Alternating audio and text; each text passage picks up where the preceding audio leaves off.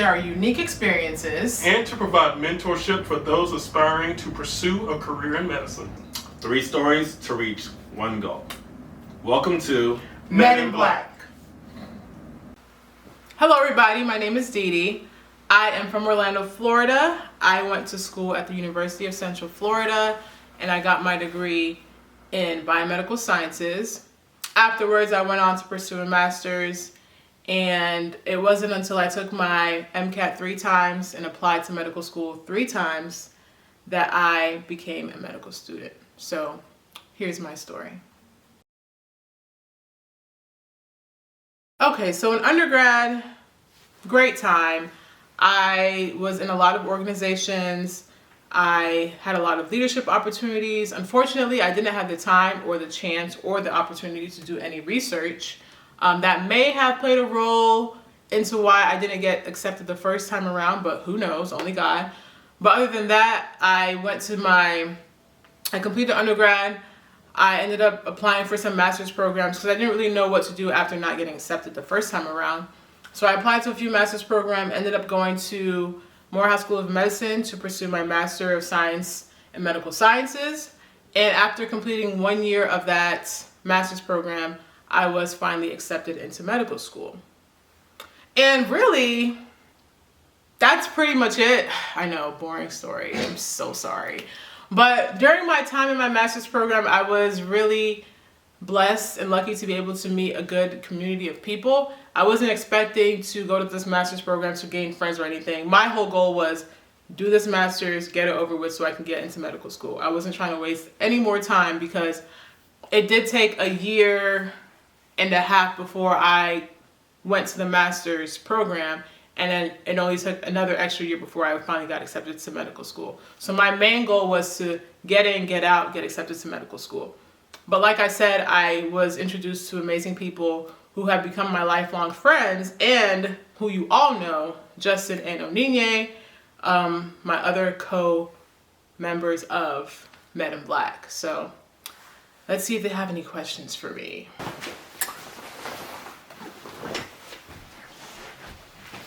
Take your time. Of course. What's up? Hey. Hello. Good to see you. Good to see you too. It's good to hear about your whole story though. Thank you. It was a long road. First question. Yes. You failed to say. Okay. You know where this is going. Dang. Where is it going? Where's it going? Please. You weren't gonna ask about her step or what's the stepping thing? She failed to say that she's in. Well, how y'all do that? I don't even know how to do that. She's in a sorority. Yeah. Oh yes. Oh yeah. Yes. Which one? I am a proud member of Zeta Phi Beta Sorority Incorporated. So, as most of our viewers may be, how did the whole pledging process play a part during your undergrad? Because we know it's demanding, yeah. Or you may or may not know. Just tell us how the whole process is and how that took away from, or didn't take away from your. Okay, so before going Greek, I didn't know anything about Greek life. I grew up in a Nigerian household, so the only thing I knew was do well in school, get A's, and become a doctor or engineer or lawyer. But in my family, it was more so become a doctor. So I didn't really know anything about Greek life, but once I got to undergrad, I kind of, I kind of saw them, but not really. But yeah, so I didn't know anything about Greek life. I didn't know that pledging was demanding. I didn't know any of that. So when I finally became interested and, I went through my process of showing interest and what have you, the people ahead of me or the people that came before me, they said, it seems like you're taking some pretty difficult classes this semester. I said, yes, I'm a junior. At this point, I'm getting ready to finish up my degree. I need to take these classes. They said, well, are you sure you want to take these? Or are there any other electives that you can take? And in my head, it sounds like they think I'm not capable. You know what I'm saying? So I took it as they think I'm not good enough to do both of these things. So I saw it as a challenge when in fact they were really looking out for me. So I say all of that to say that it is very difficult. It was difficult for me to do both. because I didn't listen to people who actually cared for me and who actually were looking out for me. So did it play a role in my academics at the time? Yes. Would I take it back? No, because it's all a learning experience. And that's something that I can look back on that humbled me and made me into a better person. So I hope that answered your question. How low did your GPA fall? Oh, wow. Tough question. Yeah. So my GPA was probably at a 3.8. Science GPA or cum? My science GPA, my GPA was fine. I think my first, Must be nice. if you don't know about his GPA and his story, just go back and watch that video.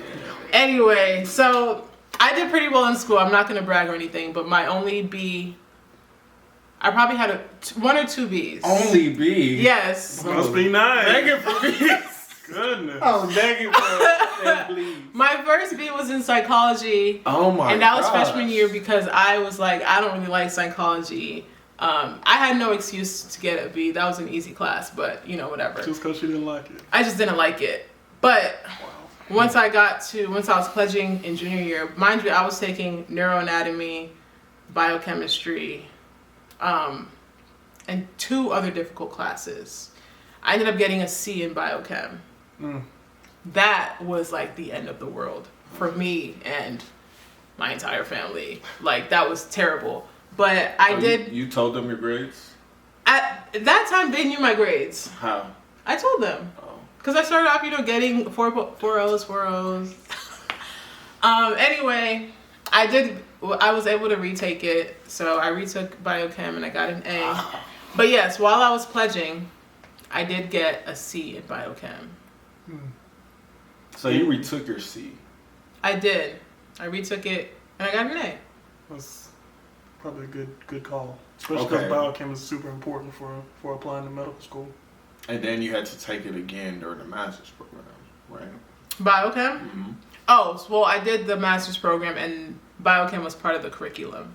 So was it just that it was hard, or you were just busy that you got a C?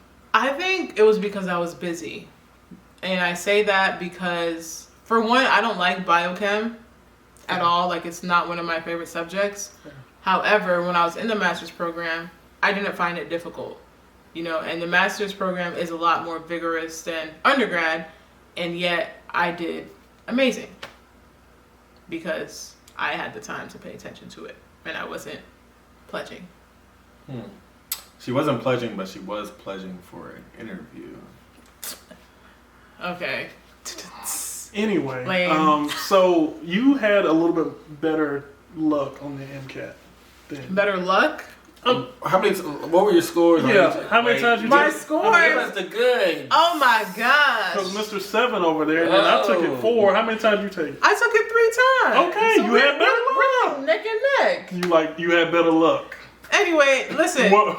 When I met Justin, let me tell y'all about when I met Justin. The first time I met Justin, we're sitting in class, and then something just told me this guy is a smart guy. And I gravitate to smart people because if you elevate your surroundings, you elevate yourself, Mm-hmm. So you're talking about I have better luck. I think you're a very intelligent man yourself. I hated the MCAT though. We all hated the MCAT. If I did great on the Ooh. MCAT, I would have gotten in first year and never met any of you. True. Are you sure?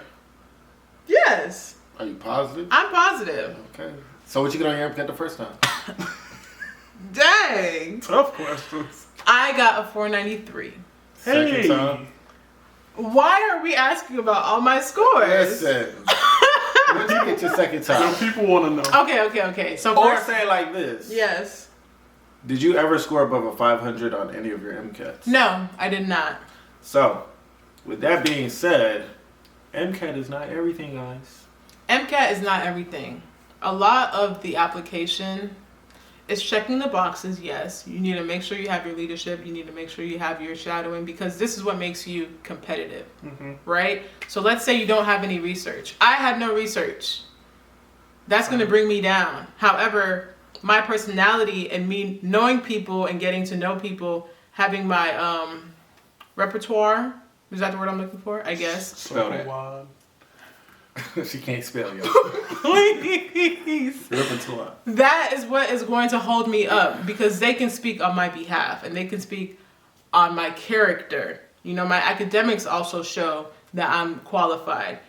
But yeah, that's a good point that you made, that the MCAT isn't everything. It's very important. So don't think that just because, I don't have to care about MCAT because I can do everything else here. Yeah, no, you have to care about everything. Unfortunately, you have to care just because that's, for whatever reason, that's what they want to care about. It's part of the list you got to check off. Yeah. But at the end of the day, you have to be an overall good applicant. You have to be a good applicant, because you could have, like, I've seen so many people have 520s, high GPAs, and still get rejected, and they can't talk. No personality, no people skills. You can't sell yourself. The whole game is selling yourself. Yeah. Because you could have low GPA, low MCAT, but can you talk to people? Can you convince them that, oh, I'm supposed to have a seat right here. This is my seat. Give me that. That's why those letters and that personal statement, they're big pieces. Big. I'll probably say the most important part of your application is the letter of rec. Yeah. Because if somebody else can vouch for you other than you vouching for yourself,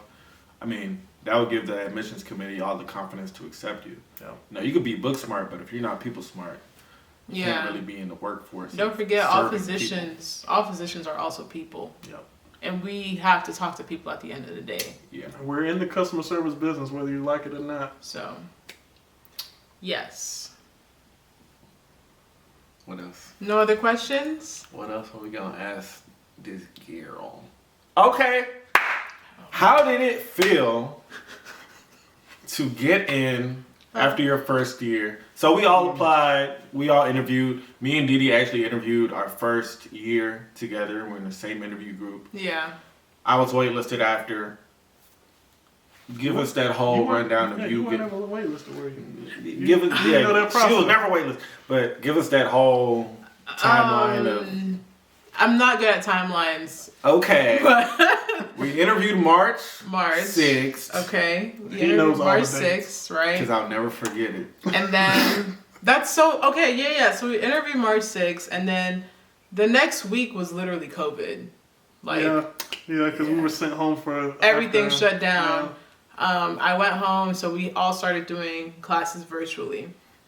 So we're doing classes virtually. I'm doing class in the bed, which I shouldn't be doing. So I think one day after class or during class, whatever the case may be, I fell asleep. So I'm asleep, minding my own business, and then I wake up. I don't have my notifications on my phone, and I don't check my emails all the time. I just check them from time to time. So, I wake up, I'm still like waking up for real, and I'm checking my phone, and I see an email from like 3 hours ago. 3 whole hours, just email sitting. Just baking. Just sitting. So I see the email, and this is probably May or April. It was April. April. Yeah. So I checked the email, and it says that I was accepted. And the first thing I did was just like sit down. And like in my room at home, across the bed is a mirror. So I looked at myself. I said, what in the world? This is crazy. So then I said, thank you, God. I thank God and everything. And then I went downstairs and I told my parents. Actually, you know what? I don't think I told my parents first. I think I texted the group chat. And I was like, you guys, ... or something. But I let them know that I got accepted. But in a way, like, I'm still rooting for you guys. Despite everything that happened throughout the whole process and their whole process, I feel like I was their biggest cheerleader. Yeah. I mean, I knew she was going to get in.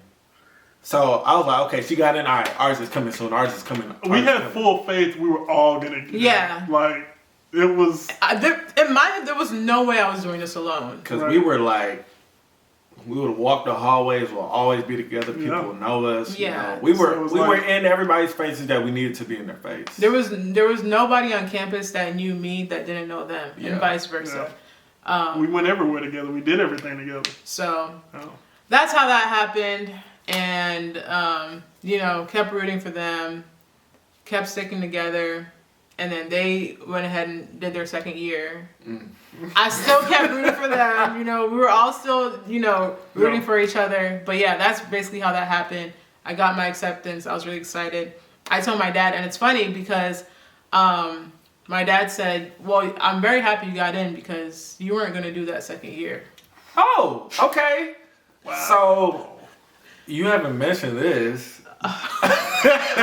You haven't been. This guy is going to I'm getting, hey man. He was waiting on What that. did your father tell you while you're in the master's? He told me that he gave me 1 year to do this program. So that's that. So things are, maybe that was his manifestation on my life. Threatened you.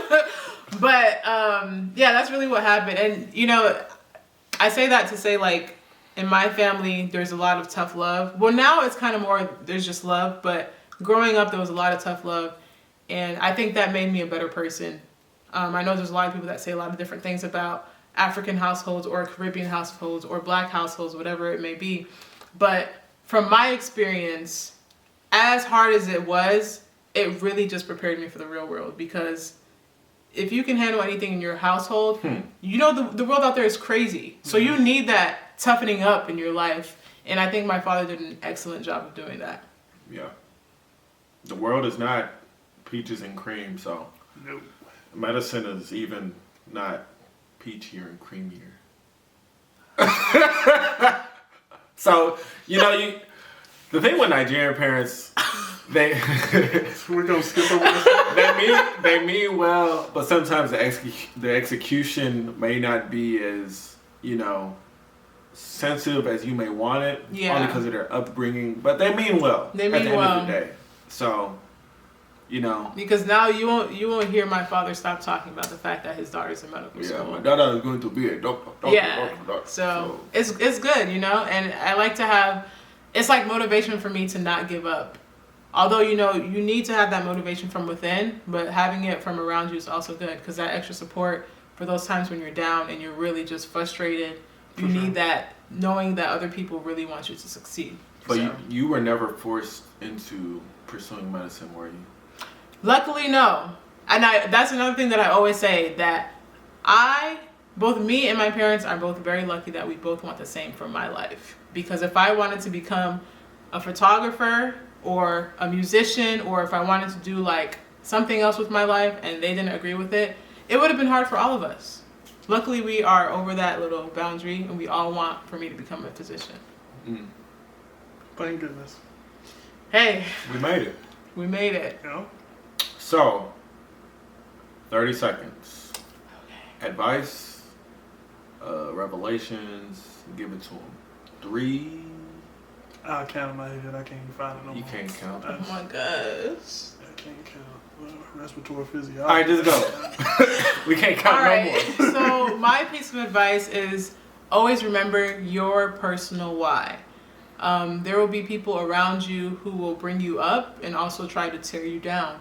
But as long as you remember your reasoning as to why you want to become a doctor, that is what's going to keep you going through the good times, through the bad times, when you're dealing with something, when your family is sick and you have to tend to your family, but you also have to tend to your school, when your friends are going through something and you want to be a good friend, but you also want to have good grades. You have to remember your why and remember that bigger purpose at the end of the tunnel. And that whether you know it or not, people are looking up to you. Just as you look up to others, there's always somebody who's looking up to you, who wants to be in your shoes. So make sure you fill those shoes and execute every single day. Execution is key. Why? Tell them that it's human nature. Why? I was supposed to finish. You go ahead. Okay, guys, so thank you for watching. Justin doesn't know the lyrics. Clearly. But again, share with your friends, your pre-med friends, whoever needs inspiration. And if you forgot our name, remember that we are MEDnBlack.